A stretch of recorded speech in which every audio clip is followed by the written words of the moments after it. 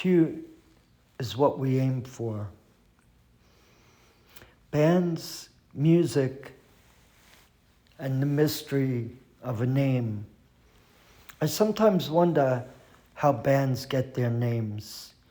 Some are simple, some are complicated, some are tongue twisters, some are unique. Some make you pause and ask, how did they arrive at that?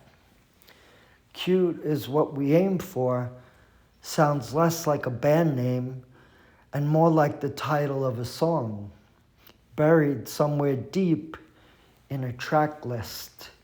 Yet, it is the band's name. And interestingly, it's not all that mysterious how they chose it. According to lead singer and founding member Shaant Hacikyan, the name came from a desire to build an identity around the word cute, something playful, ironic, and intentionally disarming. The origins of the band. The band formed in January 2005 in Buffalo, New York, when all 5 members were still teenagers in high school. Childhood friends who loved jamming and experimenting in other projects, they decided to start something new together.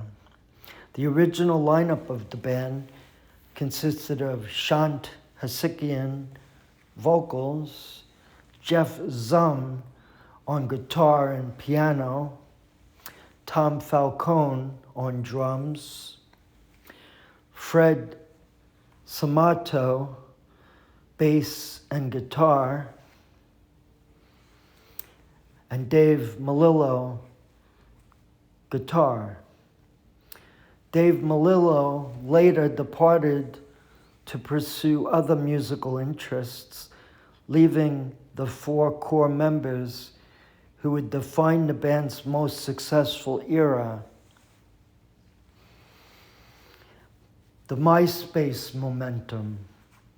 Like many mid-2000s success stories, Cute is what we aim for gained traction through MySpace and Pure Volume, using early social media to showcase demos and build a fan base. Their polished sound and cohesive image helped them stand out quickly. They became an overnight sensation after uploading a demo to MySpace and soon joined Rookie of the Year on their first tour in 2005. Afterward, they headed to New York City to continue recording and refining their sound. The breakthrough for the band. In early 2006, the band signed with Fueled by Ramen and began recording their debut album in Maryland. Their breakthrough single, The Curse of Curves, put them firmly on the pop rock map. Their debut album, The Same Old Blood Rush with a New Touch, debuted at number 75 on the Billboard 200, selling nearly 14,000 copies in its first week. The lead single, There's a Class for This, was released on iTunes in September of 2006. Touring in the big leagues. Success led to relentless touring. In 2006, they toured the United States and United Kingdom with Paramore, followed by a major tour with Fall Out Boy from October through December. Despite lineup changes, the band stayed focused on promotion, touring, and maintaining momentum. Their second act.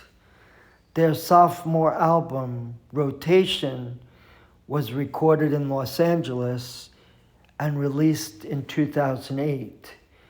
It showcased a stylistic shift, more experimental, more mature, but it never quite matched the impact of their debut album.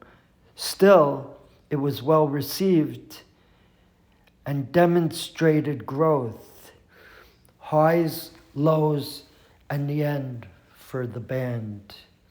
Cute is what we aim for, experienced the full arc of band life, major tours, industry recognition, creative shifts, and internal strain. Lineup instability, creative differences, and personal struggles, particularly Shaant Hacikyan's battle with alcohol addiction, eventually took their toll. Over time, all original members departed, leaving only Shaant carrying the name forward. The band reunited sporadically over the years and released a handful of singles, but officially disbanded in 2019, closing the chapter with 2 albums and a lasting legacy. Their legacy. They had a real run. They lived the dream. They shared stages with giants. And even if they couldn't sustain it forever, they left their mark. Cute is what we aim for. They certainly did. I became a fan of Cute is what we aim for when I heard the name. And I originally thought, like I mentioned, I thought it was the title of a track. And I was trying to figure out what the name of the band was. And then to my surprise, I learned that was the name of the band. Cute is what we aim for. So then I decided, what hits do they have? And that's when I learned of the song The Curse of Curves, which I saw on YouTube as a video. And I believe I saw it on MTV as well, back in the 2000s, 2006, and later.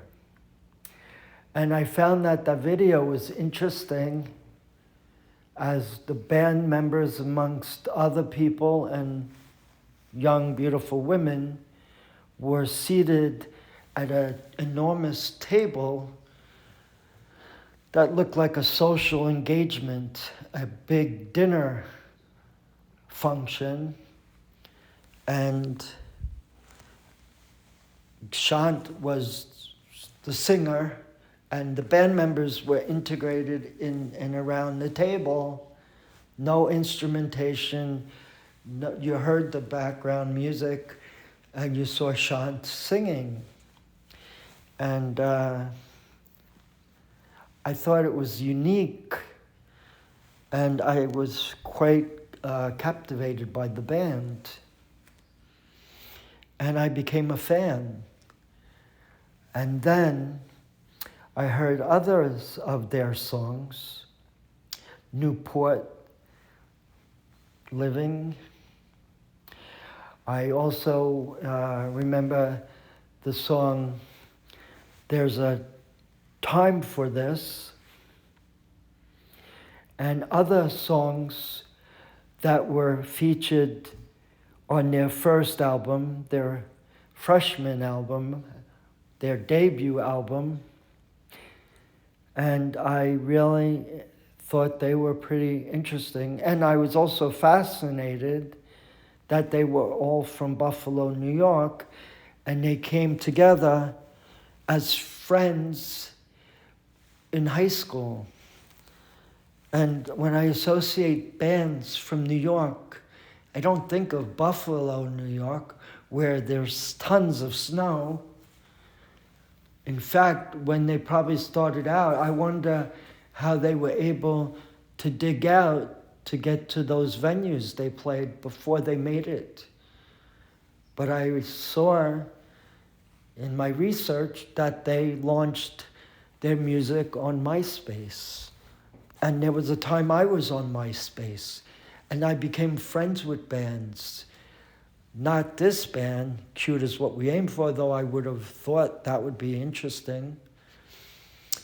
But MySpace seemed to feature young up-and-coming artists, and I really thought MySpace was the big lead-in for these bands.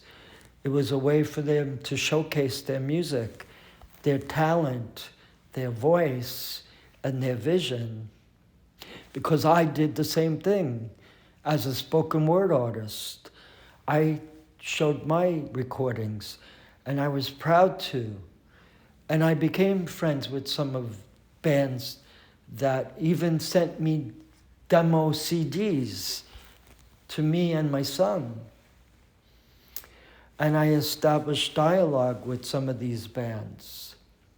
So I definitely could see how Cute Is What We Aim For was able to catapult and become a successful band and touring with other great bands.